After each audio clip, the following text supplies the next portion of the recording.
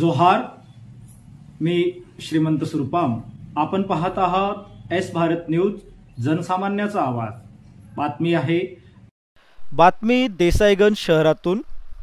गडचिरोली जिल्ह्यातील देसाईगंज शहरात खळबळजनक एक हाय प्रोफाईल व्यावसायिकासह दोघांविरुद्ध गुन्हा दाखल।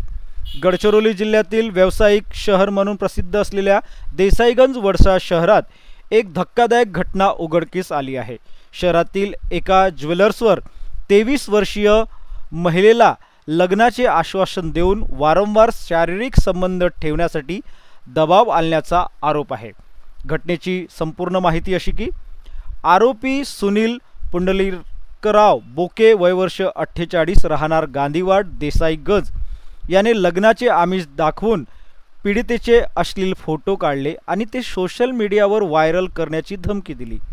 आरोपीने त्याच्या घरात, बेडरूममध्ये आणि कारमध्ये मुलीसोबत लैंगिक संबंध ठेवण्याचा प्रस्ताव ठेवला। पीडितेने प्रत्येक वेळी नकार दिला, परंतु आरोपी तिच्यावर दबाव आणत राहिला। यानंतर पीडितेने आरोपीचा मोबाईल नंबर ब्लॉक केल्यानंतर सुनील बोकेने त्याच्या साथीदार अक्षय कुंदनवार, आरोपी क्रमांक 2 याला पीडितेशी संपर्क साधण्यास सांगितले। कुंदनवार हा पीडितेचा पाठलाग करत राहिला आणि तिला सुनील बोके यांना भेटण्यास भाग पाडत होता। एवढेच नाही तर त्याने धमकी दिली, तुझा मोबाईल नंबर ब्लॉक लिस्टमधून काढून टाक, अन्यथा मी तुझी बदनामी करेन, अशा प्रकारचे धमकीसुद्धा त्या युवतीला दिल्या गेली आहे।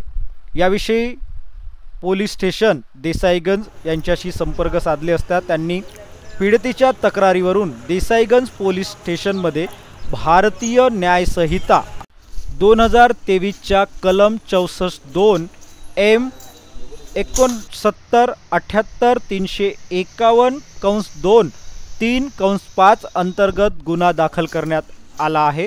तक्रार मिळताच पोलिसांनी तत्परता दाखवीत दोन्ही आरोपींना अटक केली।